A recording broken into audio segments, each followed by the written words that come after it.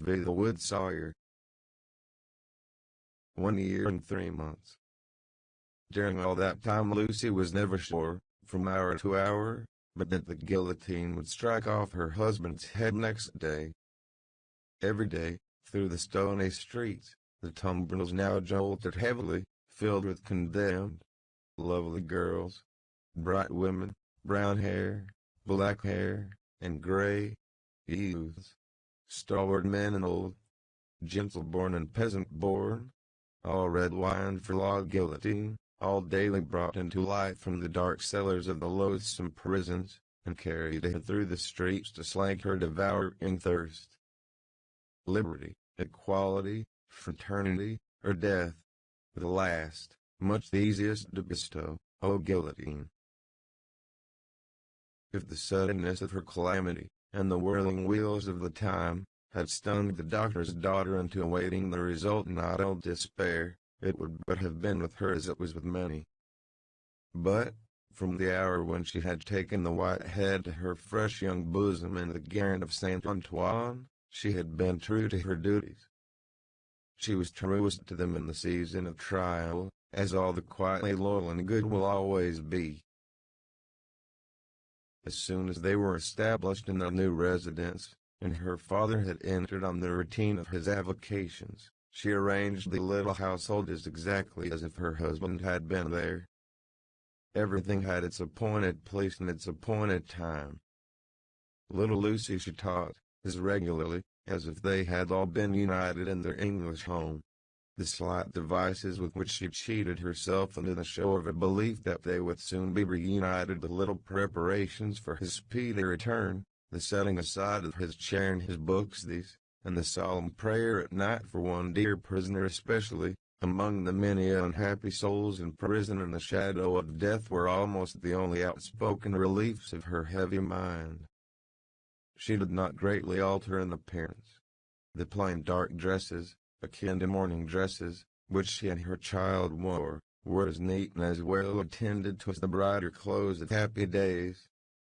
She lost her color, and the old and intent expression was a constant, not an occasional, thing. Otherwise, she remained very pretty and comely. Sometimes, at night on kissing her father, she would burst into the grief she had repressed all day, and would say that her sole reliance, under heaven, was on him. He always resolutely answered, "Nothing can happen to him without my knowledge, and I know that I can save him, Lucy." They had not made the round of their changed life many weeks, when her father said to her, on coming home one evening, "My dear, there's an upper window in the prison, to which Charles can sometimes gain access at 3 in the afternoon. When he can get to it, which depends on many uncertainties and incidents, he might see you in the street, he thinks, if he stood in a certain place that I can show you. But you will not be able to see him, my poor child, and even if you could, it would be unsafe for you to make a sign of recognition. Oh, show me the place, my father, and I will go there every day." From that time, in all weathers, she waited there 2 hours. As the clock struck 2, she was there, and at 4 she turned resignedly away. When it was not too wet or inclement for her child to be with her, they went together. At other times she was alone. But she never missed a single day. It was a dark and dirty corner of a small winding street. The hovel of a cutter of wood and lengths for burning was the only house at the end. All else was wall. On the 3rd day of her being there, he noticed her. "Good day, citizeness." "Good day, citizen." This mode of address was now prescribed by decree. It had been established voluntarily some time ago, among the more thorough patriots, but was now law for everybody. "Walking here again, citizeness. You see me, citizen." The wood sawyer, who was a little man with a redundancy of gesture, he had once been a mender of roads, cast a glance at the prison, pointed at the prison, and putting his 10 fingers before his face to represent bars, peeped through them jocosely. "But it's not my business," said he, and went on sawing his wood. Next day he was looking out for her, and accosted her the moment she appeared. "What? Walking here again, citizeness?" "Yes, citizen." "Ah, a child too. Your mother, is it not, my little citizeness?" "Do I say yes, mamma?" whispered little Lucy, drawn close to her. "Yes, dearest. Yes, citizen." "Ah, but it's not my business. My work is my business. See my saw. I call it my little guillotine. Blah, blah, blah, blah, blah, blah. And off his head comes. The billet fell as he spoke, and he threw it into a basket. I call myself the Samson of the firewood guillotine. See here again. Loo, loo, loo, loo, loo, loo. And off her head comes. Now, a child. Tickle, tickle, pickle, pickle. And off its head comes. All the family. Lucy shuddered as he threw 2 more billets into his basket, but it was impossible to be there while the wood sawyer was at work, and not be in his sight. Thenceforth, to secure his goodwill, she always spoke to him first, and often gave him drink money, which he readily received. He was an inquisitive fellow, and sometimes when she had quite forgotten him in gazing at the prison roof and grates, and in lifting her heart up to her husband, she would come to herself to find him looking at her, with his knee on his bench and his saw stopped in its work. "But it's not my business," he would generally say at those times, and would briskly fall to his sawing again. In all weathers, in the snow and frost of winter, in the bitter winds of spring, in the hot sunshine of summer, in the rains of autumn, and again in the snow and frost of winter, Lucy passed 2 hours of every day at this place. And every day on leaving it, she kissed the prison wall. Her husband saw her, so she learned from her father. It might be once in 5 or 6 times, it might be twice or thrice running, it might be, not for a week or fortnight together. It was enough that he could and did see her when the chances served, and on that possibility she would have waited out the day, 7 days a week. These occupations brought her round to the December month, wherein her father walked among the terrors with a steady head. On the lightly snowing afternoon she arrived at the usual corner. It was a day of some wild rejoicing, and a festival. She had seen the houses, as she came along, decorated with little pikes, and with little red caps stuck upon them. Also, with tricolored ribbons. Also, with the standard inscription. Tricolored letters were the favorite. Republic one and indivisible. Liberty, equality, fraternity, or death.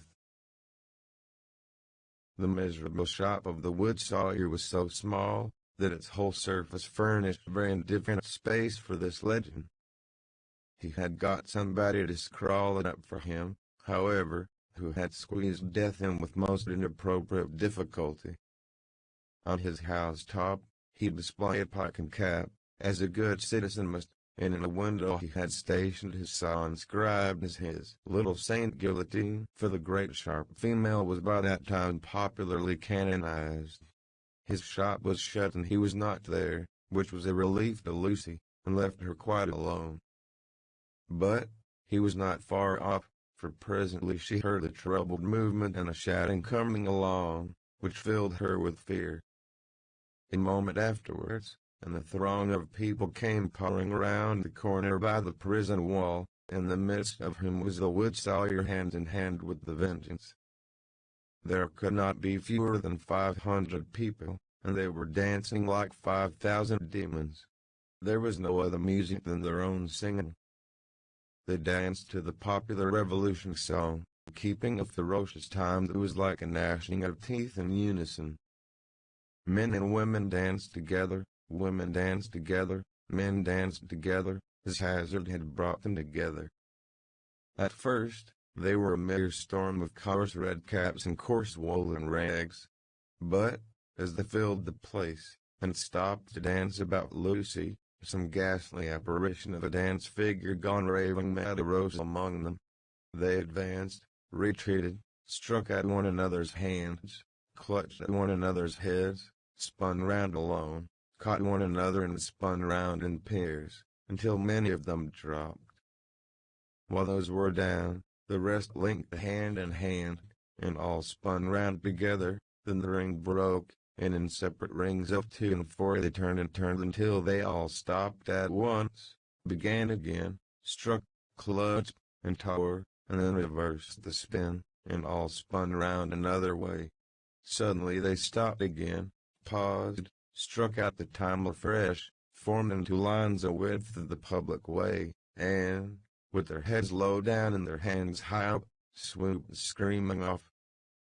No fight could have been half so terrible as this dance.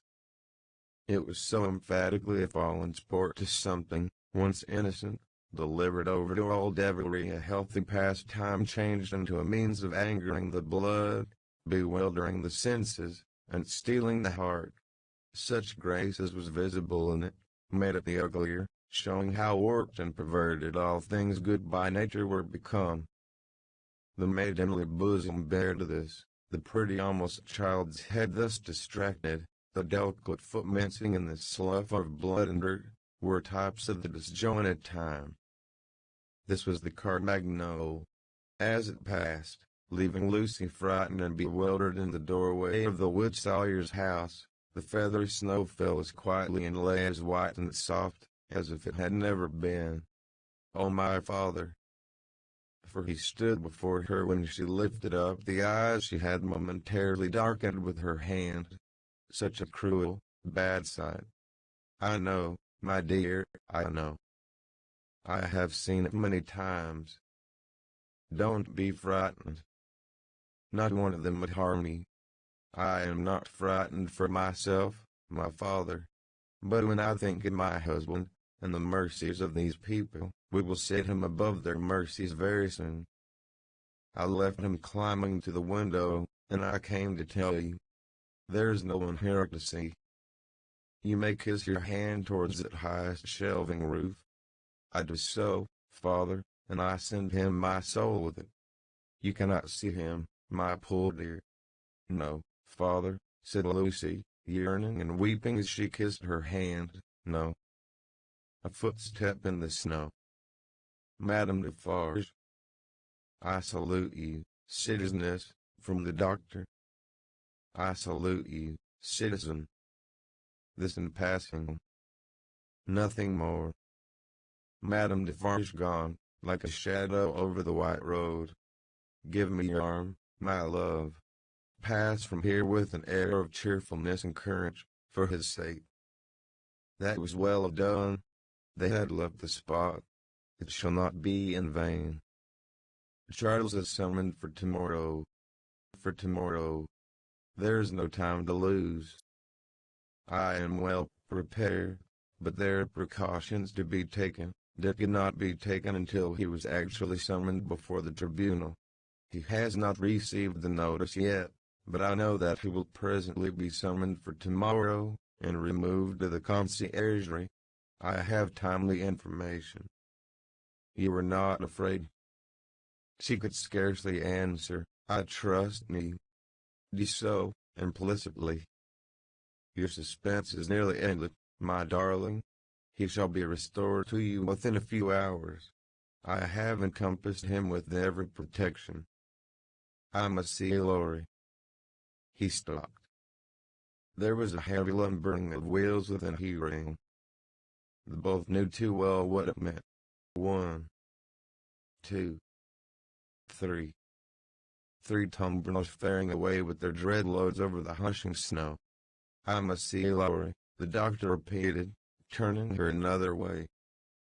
The staunch old gentleman was still in his trust, had never left it. He and his books were in frequent requisition as a property confiscated and made national. What he could save for the owners, he saved. No better man living to hold fast by what Tellson's had in keeping, and to hold his peace. A murky red and yellow sky, and a rising mist from the Seine, denoted the approach of darkness. It was almost dark when they arrived at the bank. The stately residence of Monsignor was altogether blighted and deserted. Above a heap of dust and ashes in the court, ran the letters, National Property. Republic one and indivisible. Liberty, equality, fraternity, or death. Who could that be with Mr. Lorry, the owner of the riding coat upon the chair, who must not be seen? From whom newly arrived, did he come out, agitated and surprised, to take his favorite in his arms? To whom did he appear to repeat her faltering words, when, raising his voice and turning his head towards the door of the room from which he had issued, he said, "Removed to the conciergerie, and summoned for tomorrow." 6. Triumph. The dread tribunal of 5 judges, public prosecutor, and determined jury, sat every day. The lists went forth every evening, and were read out by the jailers of the various prisons to the prisoners. The standard jailer joke was, "Come out and listen to the evening paper, you inside there." Charles of Redmond, called Darnay. So at last began the evening paper at La Force. When a name was called, its owner stepped apart into a spot reserved for those who were announced as being thus fatally recorded. Charles of Redmond, called Darnay, had reason to know the usage. He had seen hundreds pass away so. His bloated jailer, who wore spectacles to read with, glanced over them to assure himself that he had taken his place, and went through the list, making a similar short pause at each name. There were 23 names, but only 20 were responded to. For one of the prisoners so summoned had died in jail and been forgotten, and 2 had already been guillotined and forgotten. The list was read, in the vaulted chamber where Darnay had seen the associated prisoners on the night of his arrival. Every one of those had perished in the massacre. Every human creature he had since cared for and parted with, had died on the scaffold. There were hurried words of farewell and kindness, but the parting was soon over. It was the incident of every day, and the Society of La Force were engaged in the preparation of some games of forfeits and a little concert, for that evening. They crowded to the grates and shed tears there. But 20 places in the projected entertainments had to be refilled, and the time was, at best, short to the lock-up hour, when the common rooms and corridors would be delivered over to the great dogs who kept watch there through the night. The prisoners were far from insensible or unfeeling. Their ways arose out of the condition of the time. Similarly, though with a subtle difference, a species of fervor or intoxication, known, without doubt, to have led some persons to brave the guillotine unnecessarily, and to die by it, was not mere boastfulness, but the wild infection of the wildly shaken public mind. In seasons of pestilence, some of us will have a secret attraction to the disease, the terrible passing inclination to die of it. And all of us have like wonders hidden in our breasts, only needing circumstances to evoke them. The passage to the conciergerie was short and dark. The night in its vermin-haunted cells was long and cold. Next day, 15 prisoners were put to the bar before Charles Darnay's name was called. All the 15 were condemned, and the trials of the whole occupied an hour and a half. Charles of Redmond, called Darnay, was at length arraigned. His judges sat upon the bench in feathered hats, but the rough red cap and tricolored cockade was the headdress otherwise prevailing. Looking at the jury and the turbulent audience, he might have thought that the usual order of things was reversed, and that the felons were trying the honest men. The lowest, cruelest, and worst populace of a city, never without its quantity of low, cruel, and bad, were the directing spirits of the scene, noisily commenting, applauding, disapproving, anticipating, and precipitating the result, without a check. Of the men, the greater part were armed in various ways. Of the women, some wore knives, Some daggers, some ate and drank as they looked on, many knitted. Among these last, was one, with a spare piece of knitting under her arm as she worked. She was in the front row, by the side of a man whom he had never seen since his arrival at the barrier, but whom he directly remembered as Defarge. He noticed that she once or twice whispered in his ear, and that she seemed to be his wife. But, what he most noticed in the two figures was, that although they were posted as close to himself as they could be, they never looked towards him. They seemed to be waiting for something with a dogged determination, and they looked at the jury, but at nothing else. Under the president sat Dr. Manette, in his usual quiet dress. As well as the prisoner could see, he and Mr. Lowry were the only men there, unconnected with the tribunal, who wore their usual clothes, and had not assumed the coarse garb of the Carmagnole. Charles of Redmond, called Darnay, was accused by the public prosecutor as an emigrant, whose life was forfeit to the Republic, under the decree which banished all immigrants on pain of death. It was nothing that the decree bore date since his return to France. There he was, and there was the decree. He had been taken in France, and his head was demanded. "Take off his head!" cried the audience. An enemy to the Republic. The president rang his bell to silence those cries, and asked the prisoner whether it was not true that he had lived many years in England. Undoubtedly it was. Was he not an emigrant then? What did he call himself? Not an immigrant, he hoped, within the sense and spirit of the law. Why not? The president desired to know. Because he had voluntarily relinquished a title that was distasteful to him, and a station that was distasteful to him, and had left his country. He submitted before the word emigrant, and the present acceptation by the tribunal was used to live by his own industry in England, rather than on the industry of the overladen people of France. What proof had he of this? He handed in the names of two witnesses, Théophile Gabelle and Alexander Manette. But he had married in England, the president reminded him. True, but not an English woman. A citizeness of France. Yes. By birth. Her name and family. Lucy Manette, only daughter of Dr. Manette, the good physician who sits there.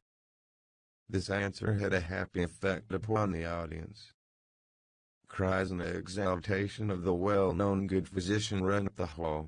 So capriciously were the people moved, that tears immediately rolled down several ferocious countenances which had been glaring at the prisoner a moment before, as if with impatience to pluck him out into the streets and kill him.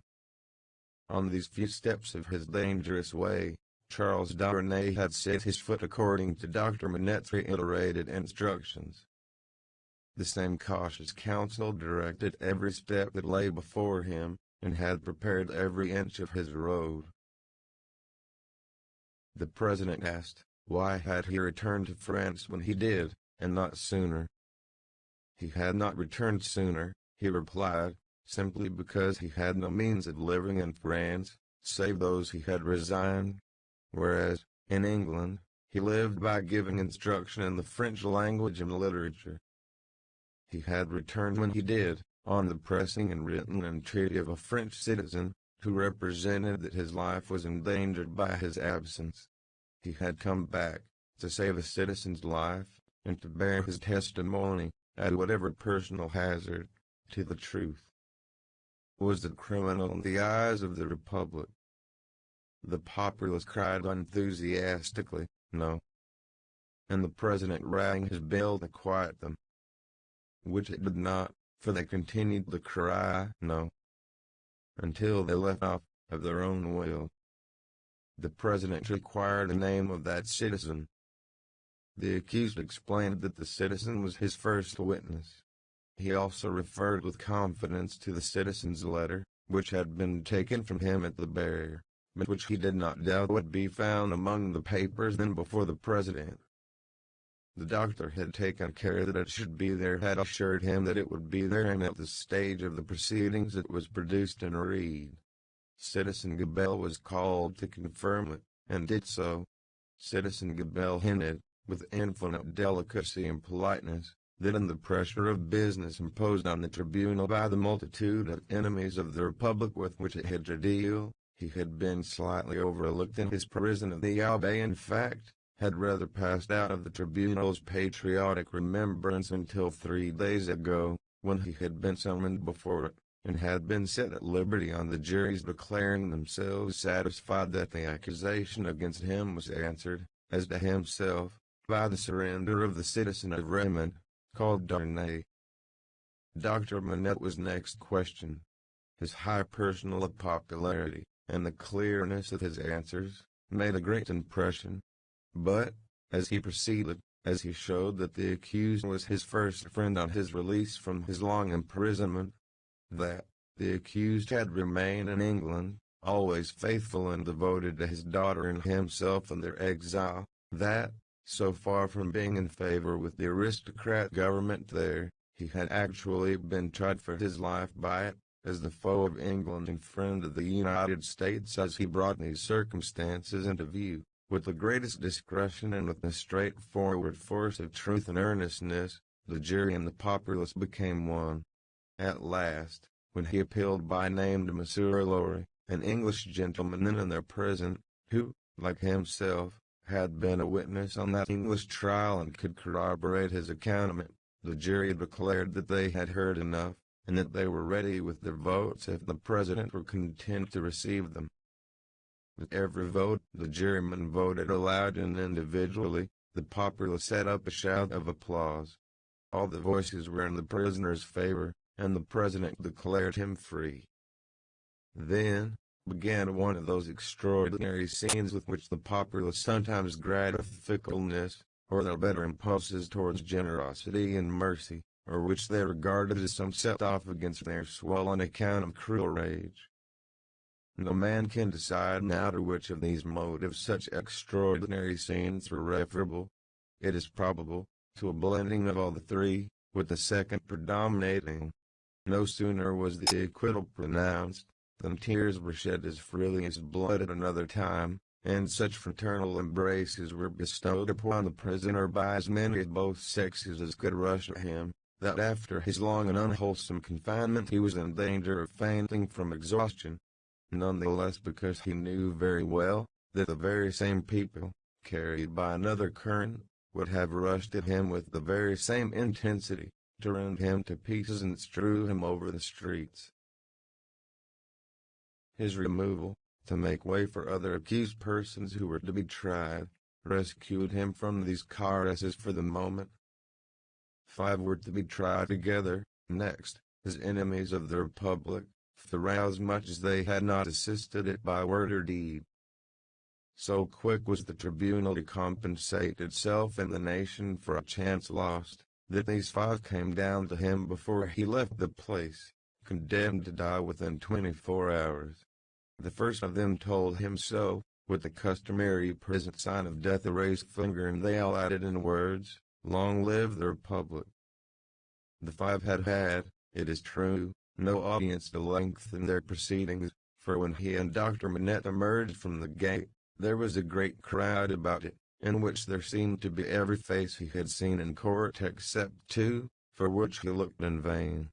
On his coming out, the concourse made at him anew, weeping, embracing, and shouting, all by turns and all together, until the very tide of the river on the bank at which the mad scene was acted, seemed to run mad, like the people on the shore.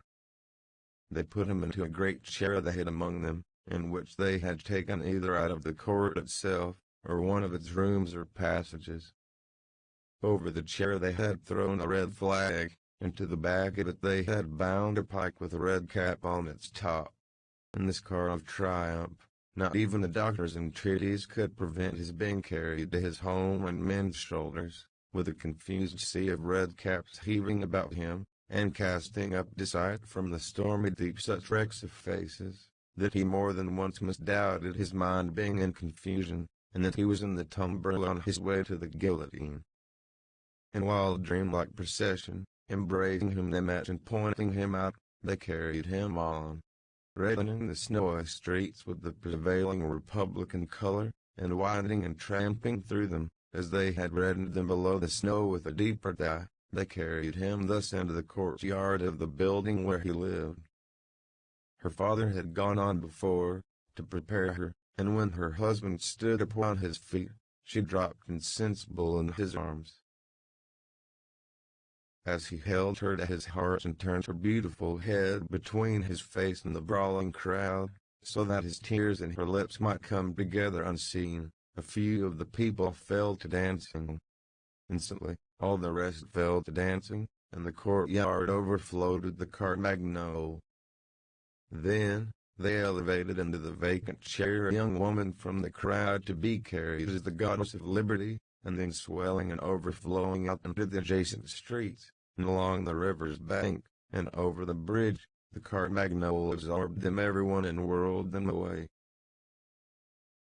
After grasping the doctor's hand, as he stood victorious and proud before him, after grasping the hand of Mr. Lorry, who came panting and breathless from his struggle against the waterspout of the Carmagnole, after kissing little Lucy, who was lifted up to clasp her arms around his neck, and after embracing the ever-zealous and faithful Pross who lifted her, he took his wife in his arms, and carried her up to their rooms. "Lucy, my own, I am safe. Oh, dearest Charles, let me thank God for this on my knees as I have prayed to him." They all reverently bowed their heads and hearts. When she was again in his arms, he said to her, "And now speak to your father, dearest. No other man in all this France could have done what he has done for me." She laid her head upon her father's breast, as she had laid his poor head on her own breast, long, long ago. He was happy in the return he had made her, he was recompensed for his suffering, he was proud of his strength. "You must not be weak, my darling," he remonstrated. "Don't tremble so. I have saved him." 7. A knock at the door. "I have saved him." It was not another of the dreams in which he had often come back. He was really here. And yet his wife trembled, and a vague but heavy fear was upon her. All the air around was so thick and dark, the people were so passionately revengeful and fitful, the innocent were so constantly put to death on vague suspicion and black malice, it was so impossible to forget that man as blameless as her husband and as dear to others as he was to her, every day shared the fate from which he had been clutched, that her heart could not be as lightened of its load as she felt it ought to be. The shadows of the wintry afternoon were beginning to fall, and even now the dreadful carts are rolling through the streets. Her mind pursued them, looking for him among the condemned, and then she clung closer to his real presence and trembled more. Her father, cheering her, showed a compassionate superiority to this woman's weakness, which was wonderful to see. No garret, no shoemaking, no 105, North Tower, now. He had accomplished the task he had set himself, his promise was redeemed, he had saved Charles. Let them all lean upon him. Their housekeeping was of a very frugal kind, not only because that was the safest way of life, involving the least offense to the people, but because they were not rich, and Charles, throughout his imprisonment, had had to pay heavily for his bad food, and for his guard, and towards the living of the poor prisoners. Partly on this account, and partly to avoid a domestic spy, they kept no servant. The citizen and citizeness who acted as porters at the courtyard gate, rendered them occasional service, and Jerry, almost wholly transferred to them by Mr. Lorry, had become their daily retainer, and had his bed there every night. It was an ordinance of the Republic, one and indivisible, of liberty, equality, fraternity, or death, that on the door post of every house, The name of every inmate must be legibly inscribed in letters of a certain size, at a certain convenient height from the ground. Mr. Jerry Cruncher's name, therefore, duly embellished the door-post down below, and, as the afternoon shadows deepened, the owner of that name himself appeared, from overlooking a painter whom Dr. Manette had employed to add to the list the name of Charles of Raymond, called Darnay. In the universal fear and distrust that darkened the time, all the usual harmless ways of life were changed. In the doctor's little household, as in very many others, the articles of daily consumption that were wanted were purchased every evening, in small quantities and at various small shops. To avoid attracting notice, and to give as little occasion as possible for talk and envy, was the general desire. For some months past, Miss Pross and Mr. Cruncher had discharged the office at purveyors, the former carrying the money, the latter, the basket. Every afternoon at about the time when the public lamps are lighted, they fared forth on this duty, and made and brought home such purchases as were needful. Although Miss Pross, through her long association with the French family, might have known as much of their language as of her own, if she had had a mind, she had no mind in that direction. Consequently she knew no more of that nonsense, as she was pleased to call it, than Mr. Cruncher did. So her manner of marketing was to plump and out substantive at the head of the shopkeeper without any introduction in the nature of an article, and, if it happened not to be the name of the thing she wanted, to look round for that thing, lay hold of it, and hold on by it until the bargain was concluded. She always made a bargain for it, by holding up, as a statement of its just price, one finger less than the merchant held up, whatever his number might be. "Now, Mr. Cruncher," said Miss Pross, whose eyes were red with felicity, "if you are ready, I am." Jerry hoarsely professed himself at Miss Pross's service. He had worn all his rust off long ago, but nothing would file his spiky head down. "There's all manner of things wanted," said Miss Pross, "and we shall have a precious time of it. We want wine, among the rest. Nice toasts these redheads will be drinking, wherever we buy it. It will be much the same to your knowledge, miss, I should think," retorted Jerry, "whether they drink your health or the old uns." "Who's he?" said Miss Pross. Mr. Cruncher, with some diffidence, explained himself as meaning old Nix. "Hectares," said Miss Pross. "It doesn't need an interpreter to explain the meaning of these creatures. They have but one, and it's midnight murder, and mischief." "Hush, dear. Pray, be cautious," cried Lucy. "Yes, I'll be cautious," said Miss Pross. "But I may say among ourselves, that I do hope there will be no onion and tobacco smotherings in the form of embracings all round, going on in the streets. Now, Ladybird, never you stir from that fire till I come back. Take care of the dear husband you have recovered, and don't move your pretty head from his shoulders you have it now, till you see me again. May I ask a question, Dr. Manette, before I go?" "I think you may take that liberty," the doctor answered, smiling. "For gracious sake, don't talk about liberty. We have quite enough of that," said Miss Pross. "Hush, dear." Again Lucy remonstrated. "Well, my sweet," said Miss Pross, nodding her head emphatically, "the short and the long of it is, that I am a subject of His Most Gracious Majesty King George the Third." Miss Pross curtsied at the name, "and as such, my maxim is, confound their politics, frustrate their novice tricks, on him our hopes we fix, God save the King."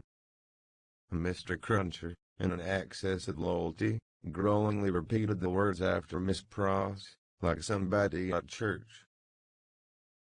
"I am glad you have so much of the Englishman in you, though I wish you had never taken it cold in your voice," said Miss Pross, approvingly. But the question, Dr. Manette, is there? It was a good creature's way to affect to make light of anything that was a great anxiety with them all, and to come at it in this chance manner. Is there any prospect yet of our getting out of this place? I fear not yet. It would be dangerous for Charles yet. Hi-ho-hum, said Miss Pross, cheerfully repressing a sigh as she glanced at her darling's golden hair in the light of the fire. Then we must have patience and wait, that's all. We must hold up our heads and fight low, as my brother Solomon used to say. Now, Mr. Cruncher. Don't single quote till you move, Ladybird. They went out, leaving Lucy, and her husband, her father, and the child, by a bright fire. Mr. Lowry was expected back presently from the banking house. Miss Pross had lighted the lamp, but had put it aside in a corner, that they might enjoy the firelight undisturbed.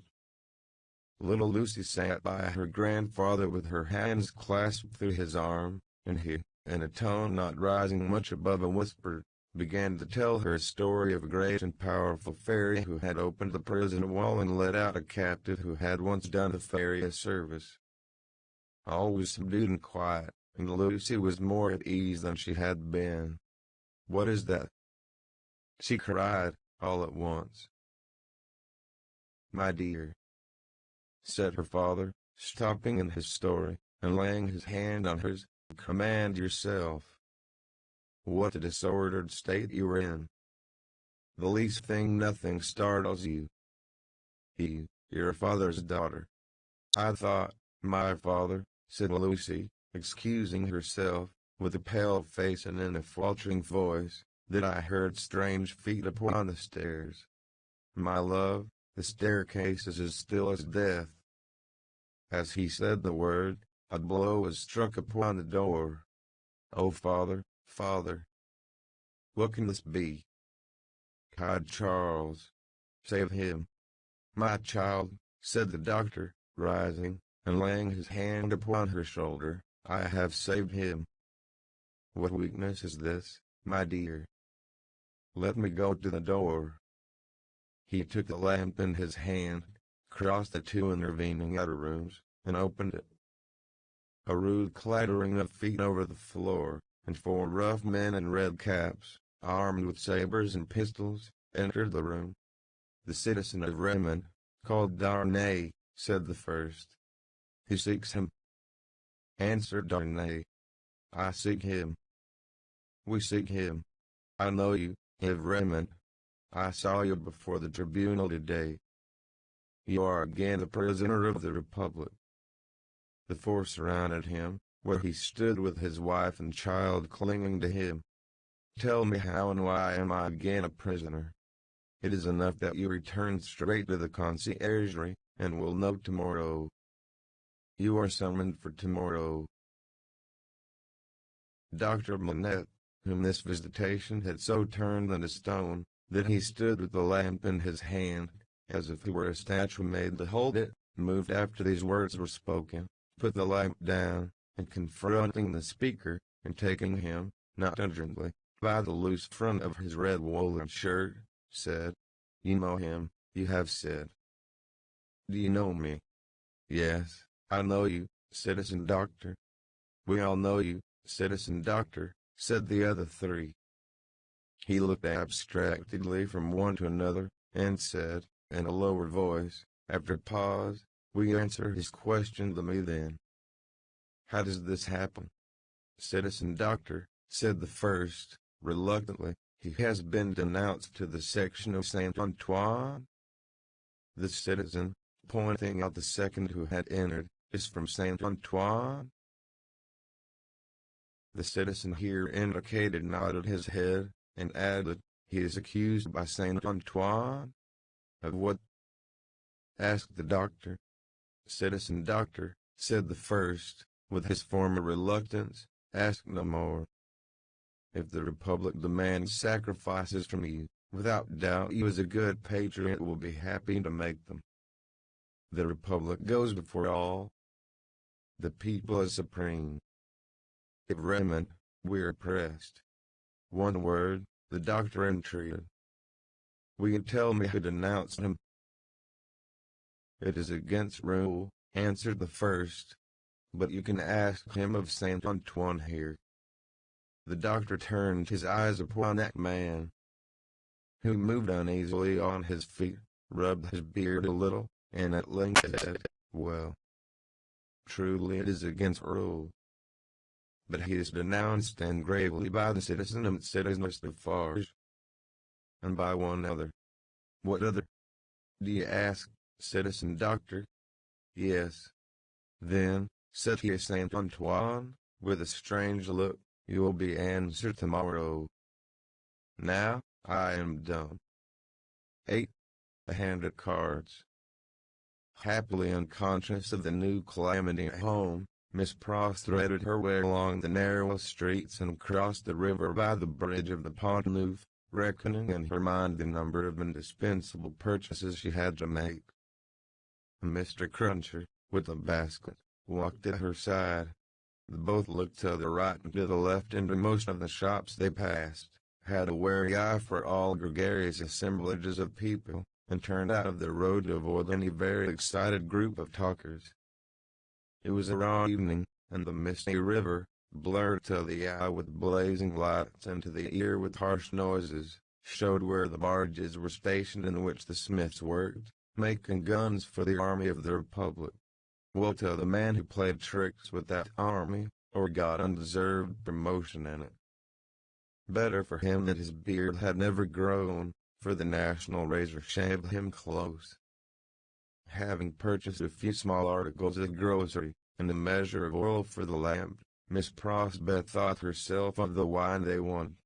After peeping into several wine shops, she stopped at the sign of the Good Republican Breweries of Antiquity, not far from the National Palace. Once and twice the Tuileries, where the aspect of things rather took her fancy.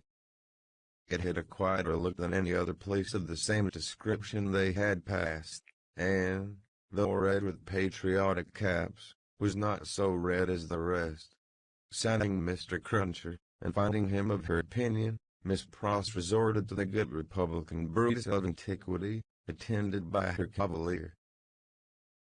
Slightly observant of the smoky lights, of the people, pipe in mouth, playing with limp cards and yellow dominoes, of the one bare-breasted, bare-armed, soot-begrimed workman reading a journal aloud, and of the others listening to him, of the weapons worn, or laid aside to be resumed, of the 2 or 3 customers fallen forward asleep, who in the popular high-shouldered shaggy black spence looked, in that attitude, like slumbering bears or dogs. The 2 outlandish customers approached the counter, and showed what they wanted. As their wine was measuring out, a man parted from another man in a corner, and rose to depart. And going, he had to face Miss Pross. No sooner did he face her, than Miss Pross uttered a scream, and clapped her hands. In a moment, the whole company were on their feet. That somebody was assassinated by somebody vindicating a difference of opinion was the likeliest occurrence. Everybody looked to see somebody fall, but only saw a man and a woman standing staring at each other. The man with all the outward aspect of a Frenchman and a thorough Republican. The woman, evidently English. What was said in this disappointing anticlimax, by the disciples of the Good Republican Breweries of Antiquity, except that it was something very voluble and loud, would have been as so much Hebrew or Chaldean to Miss Pross and her protector, though they had been all ears. But, they had no ears for anything in their surprise. For, it must be recorded, that not only was Miss Pross lost in amazement and agitation, but, Mr. Cruncher, though it seemed on his own separate and individual account, was in a state of the greatest wonder. "What is the matter?" said the man who had caused Miss Pross to scream, speaking in a vexed, abrupt voice, though in a low tone, and in English. "Oh, Solomon, dear Solomon!" cried Miss Pross, clapping her hands again. After not setting eyes upon you or hearing of you for so long a time, do I find you here? Don't call me Solomon. Do you want to be the death of me? Asked the man, in a furtive, frightened way. Brother, brother, cried Miss Pross, bursting into tears.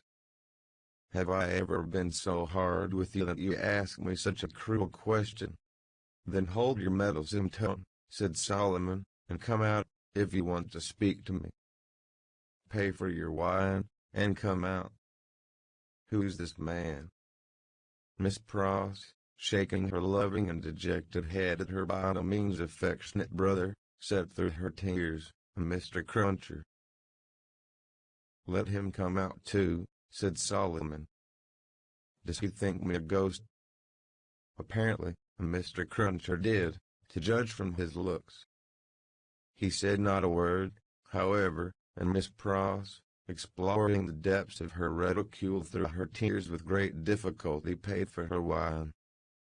As she did so, Solomon turned to the followers of the good Republican Brutus of antiquity, and offered a few words of explanation in the French language, caused them all to relapse into their former places and pursuits.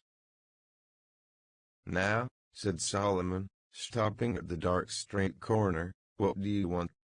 How dreadfully unkind in a brother nothing has ever turned my love away from, cried Miss Pross, to give me such a greeting, and show me no affection. There. Confound it. There, said Solomon, making a dab at Miss Pross's lips with his own. Now are you content? Miss Pross only shook her head and wept in silence. If you expect me to be surprised, said her brother Solomon, I am not surprised. I knew you were here. I know of most people who are here. If you really don't want to endanger my existence, which I half believe you to go your ways as soon as possible, and let me go mine. I am busy. I am an official. My English brother Solomon, mourned Miss Pross, casting up her tear-fraught eyes, that had the makings in him of one of the best and greatest of men in his native country, an official among foreigners, and such foreigners. I would almost sooner have seen the dear boy lying in his, I said so, cried her brother, interrupting. I knew it. You want to be the death of me. I shall be rendered suspected, by my own sister, just as I am getting on. The gracious and merciful heavens forbid, cried Miss Pross. Far rather would I never see you again, dear Solomon, though I have ever loved you truly, and ever shall. Say but one affectionate word to me, and tell me there's nothing angry or estranged between us, and I will detain you no longer. Good Miss Pross. As if the estrangement between them had come of any culpability of hers. As if Mr. Lowry had not known it for a fact, years ago, in the quiet corner in Soho, that this precious brother had spent her money and left her. He was saying the affectionate word, however, with a far more grudging condescension and patronage than he could have shown if their relative merits and positions had been reversed, which is invariably the case, all the world over, when Mr. Cruncher, touching him on the shoulder, hoarsely and unexpectedly interposed with the following singular question, I say, might I ask the favor as to whether your name is John Solomon, or Solomon John? The official turned towards him with sudden distrust. He had not previously uttered a word. Come, said Mr. Cruncher. Speak out, you know. Which, by the way, was more than he could do himself. John Solomon, or Solomon John? She calls you Solomon, and she must know, being your sister. And I know you're a John, you know. Which of the two goes first? And regarding that name of Pross, likewise. That warn't your name over the water. What do you mean? Well, I don't know all I mean, for I can't call to mind what your name was, over the water. No. No. But I'll swear it was a name of 2 syllables. Indeed. Yes. The other one was 1 syllable. I know you. You was a spy witness at the Bailey. What, in the name of the father of lies, own father to yourself, was you called at that time? Barsad, said another voice, striking in. That's the name for £1,000, cried Jerry. The speaker who struck in was Sidney Carton. He hid his hands behind him under the skirts of his riding coat, and he stood at Mr. Cruncher's elbow as negligently as he might have stood at the Old Bailey itself. Don't be alarmed, my dear Miss Pross. I arrived at Mr. Lorry's, to his surprise, yesterday evening. We agreed that I would not present myself elsewhere until all was well, or unless I could be useful. I present myself here, to beg a little talk with your brother. I wish you had a better employed brother than Mr. Barsad. I wish for your sake Mr. Barsad was not a sheep of the prisons. Sheep was a cant word at the time for a spy, under the jailers. The spy, who was pale, turned paler, and asked him how he dared. I'll tell you, said Sidney. I lighted on you, Mr. Barsad, coming out of the prison of the conciergerie while I was contemplating the walls, an hour or more ago. You have a face to be remembered, and I remember faces well. Made curious by seeing you in that connection, and having a reason, to which you were no stranger, for associating you with the misfortunes of a friend now very unfortunate, I walked near a direction. I walked into the wine shop here, close after you, and sat near you. I had no difficulty in deducing from your unreserved conversation, and the rumor openly going about among your admirers, the nature of your calling. And gradually, what I had done at random, seemed to shape itself into a purpose, Mr. Barsad. What purpose? The spy asked. It would be troublesome, and might be dangerous, to explain in the street. Could you favor me, in confidence, with some minutes of your company at the office of Tellson's Bank, for instance? Under threat. Oh? Did I say that? Then, why should I go there? Really, Mr. Barsad, I can't say, if you can. Do you mean that you won't say, sir? The spy resolutely asked. You apprehend me very clearly, Mr. Barsad. I won't. Carton's negligent recklessness of manner came powerfully in aid of his quickness and skill, in such a business as he had in his secret mind, and with such a man as he had to do with. His practice, I saw it, and made the most of it. Now, I told you so, said the spy, casting a reproachful look at his sister. If any trouble comes of this, it's your doing. Come, come, Mr. Barsad, exclaimed Sidney. Don't be ungrateful. But for my great respect for your sister, I might not have led up so pleasantly to a little proposal that I wish to make for our mutual satisfaction. Do you go with me to the bank? I'll hear what you have got to say. Yes, I'll go with you. I propose that we first conduct your sister safely to the corner of her own street. Let me take your arm, Miss Pross. This is not a good city, at this time, for you to be out in, unprotected. And as your escort knows Mr. Barsad, I will invite him to Mr. Lorry's with us. Are we ready? Come then. Miss Pross recalled soon afterwards, and to the end of her life remembered, that as she pressed her hands on Sidney's arm and looked up in his face, imploring him to do no hurt to Solomon, there was a braced purpose in the arm and a kind of inspiration in the eyes, which not only contradicted his light manner, but changed and raised the man. She was too much occupied then with fears for the brother who so little deserved her affection, and with Sidney's friendly reassurances, adequately to heed what she observed. They left her at the corner of the street, and Carton led the way to Mr. Lorry's, which was within a few minutes' walk. John Barsad, or Solomon Pross, walked at his side. Mr. Lorry had just finished his dinner, and was sitting before a cheery little log or two of fire, perhaps looking into their blaze for the picture of that younger elderly gentleman from Tellson's, who had looked into the red coals at the Royal George at Dover, now a good many years ago. He turned his head as they entered, and showed the surprise with which he saw a stranger. "Miss Pross's brother, sir," said Sidney. "Mr. Barsad." "Barsad," repeated the old gentleman. "Barsad. I have an association with the name and with the face. I told you you had a remarkable face, Mr. Barsad," observed Carton, coolly. "Pray sit down." As he took a chair himself, he supplied the link that Mr. Lorry wanted, by saying to him with a frown, "Witness at that trial." Mr. Lorry immediately remembered, and regarded his new visitor with an undisguised look of abhorrence.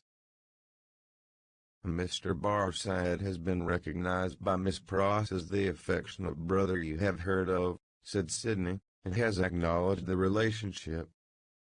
I pass tourist news. Darnay has been arrested again." Struck with consternation, the old gentleman exclaimed, "What do you tell me?" "I left him safe and free within these 2 hours, and I am about to return to him. Arrested for all that?" "When was it done, Mr. Barsad?" "Just now, if at all." "Mr. Barsad is the best authority possible, sir," said Sidney, "and I have it from Mr. Barsad's communication to a friend in Brother Sheep over a bottle of wine, that the arrest has taken place. He left the messengers at the gate, and saw them admitted by the porter. There is no earthly doubt that he is retaken." Mr. Lorry's business eye read in the speaker's face that it was loss of time to dwell upon the point. Confused, but sensible that something might depend on his presence of mind, he commanded himself, and was silently attentive. "Now, I trust," said Sidney to him, "that the name and influence of Dr. Manette may stand him in as good stead tomorrow. You said you would be before the tribunal again tomorrow, Mr. Barsad?" "Yes, I believe so. And as good stead tomorrow as today. But it may not be so. I own to you, I am shaken, Mr. Lorry, by Dr. Manette's not having had the power to prevent this arrest." "He may not have known of it beforehand," said Mr. Lorry. "But that very circumstance would be alarming, when we remembered how I identified his with his son-in-law." "That's true," Mr. Lorry acknowledged, with his troubled hand at his chin, and his troubled eyes on Carton. "In short," said Sidney, "this is a desperate time, when desperate games are played for desperate stakes. Let the doctor play the winning game. I will play the losing one. No man's life here is worth purchase. Any one carried home by the people today, may be condemned tomorrow. Now, the stake I have resolved to play for, in case of the worst, is a friend in the conciergerie. And the friend I purposed myself to win, is Mr. Barsad." "You need have good cards, sir," said the spy. "I'll run them over. I'll see what I hold, Mr. Lorry. You know what a brute I am. I wish you'd give me a little brandy." It was put before him, and he drank off a glassful, drank off another glassful, pushed the bottle thoughtfully away.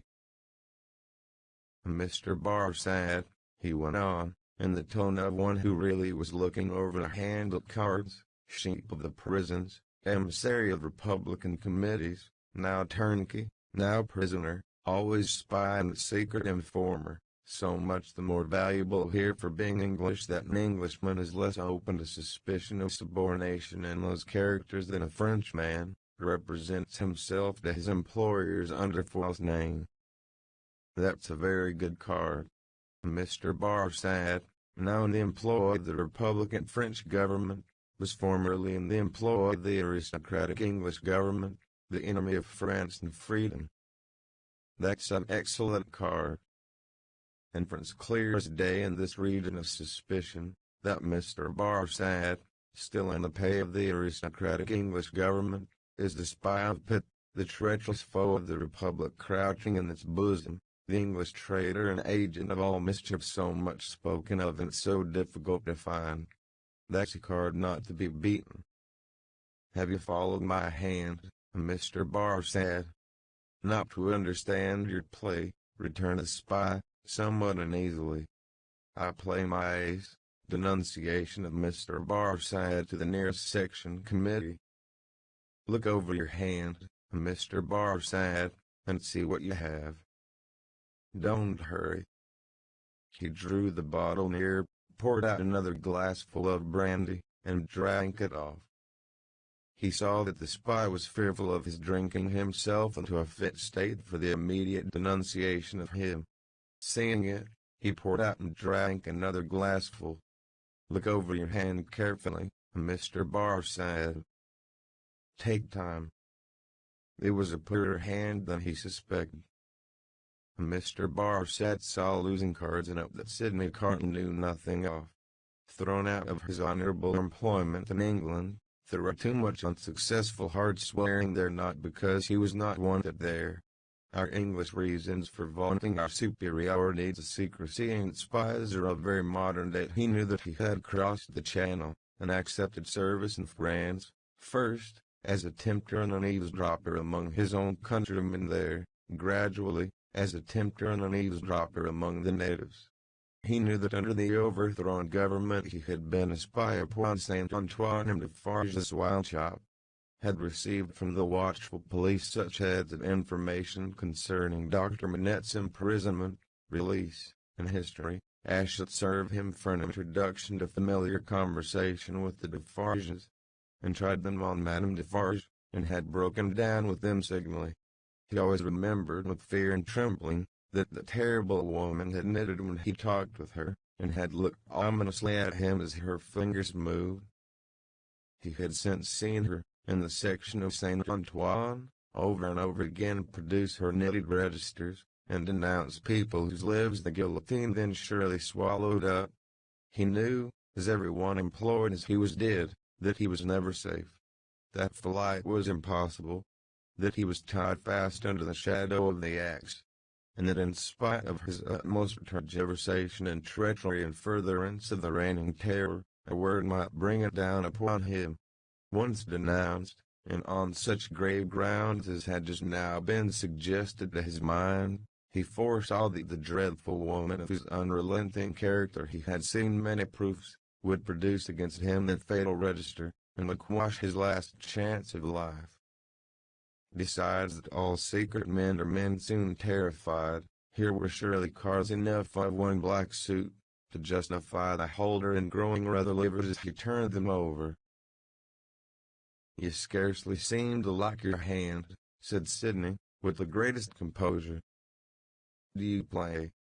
I think, sir, said the spy, in the meanest manner, as he turned to Mr. Lorry, I may appeal to a gentleman of your years and benevolence, to put it to this other gentleman, so much your junior, whether he can under any circumstances reconcile it to his station to play that ace of which he has spoken. I admit that I am a spy, and that it is considered a discreditable station though it must be filled by somebody.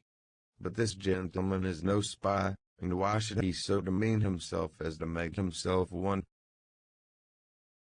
I play my ace, Mr. Barsad, said Carton, taking the answer on himself, and looking at his watch, without any scruple, in a very few minutes.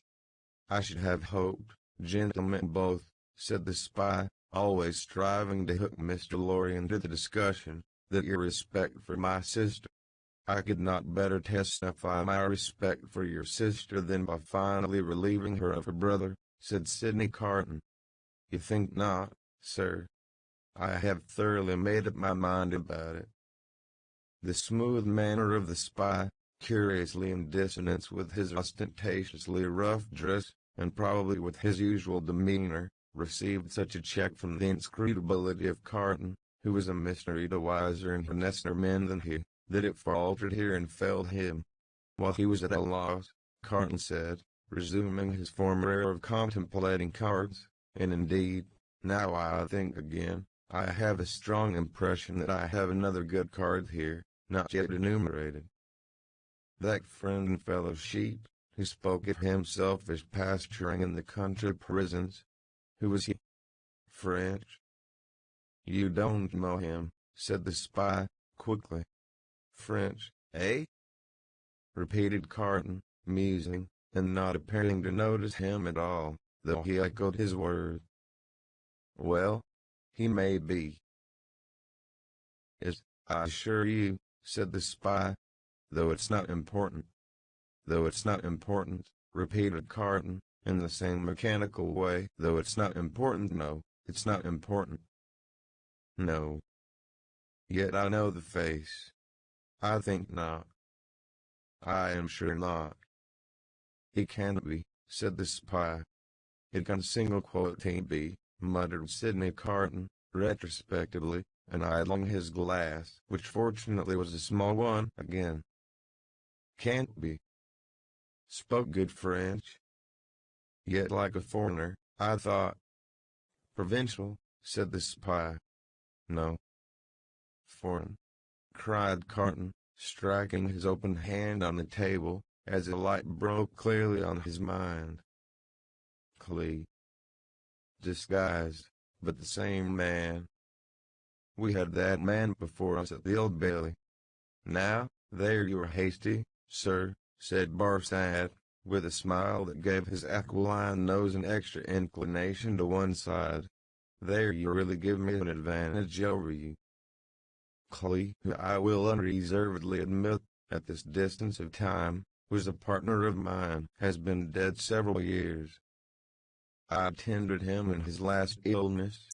He was buried in London, at the church of St. Pancras in the Fields.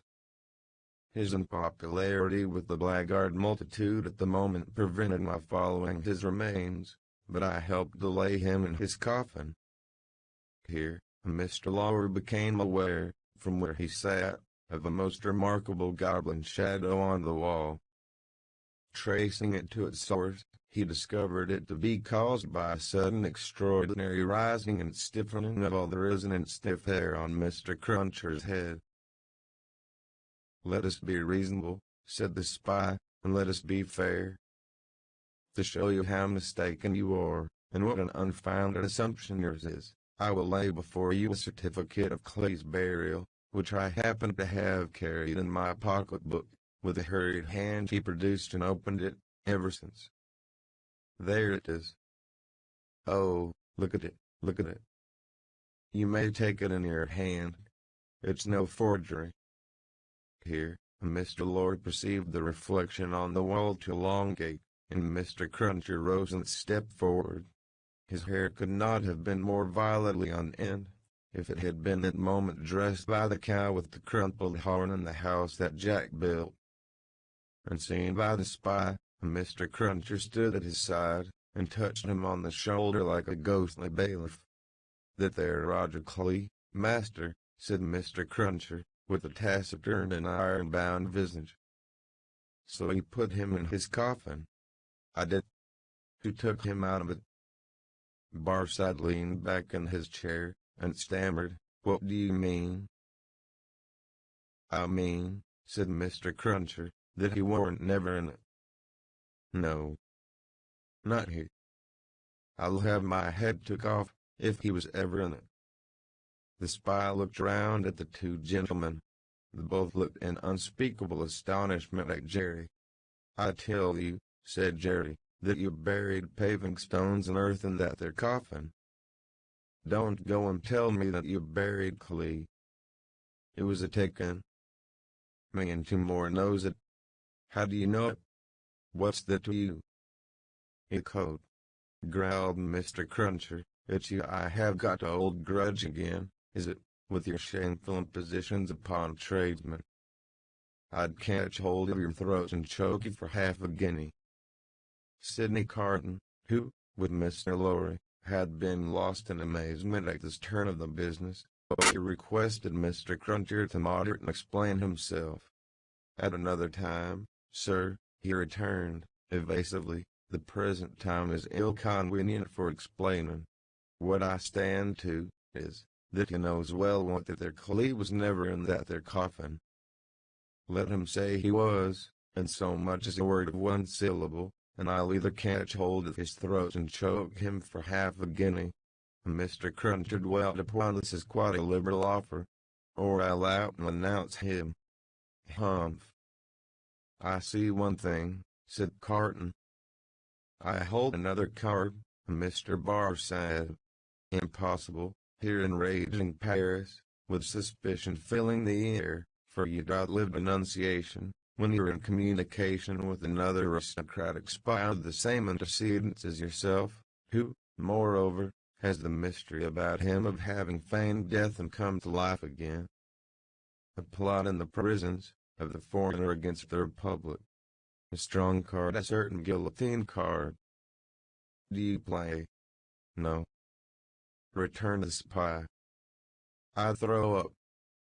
I confess that we were so unpopular with the outrageous mob, that I only got away from England at the risk of being ducked to death, and that Clee was so ferreted up and down, that he never would have got away at all but for that sham. Though how this man knows it was a sham, is a wonder of wonders to me. Never you trouble your head about this man, retorted the contentious Mr. Cruncher. You'll have trouble enough with giving your attention to that gentleman. And look here. Once more. Mr.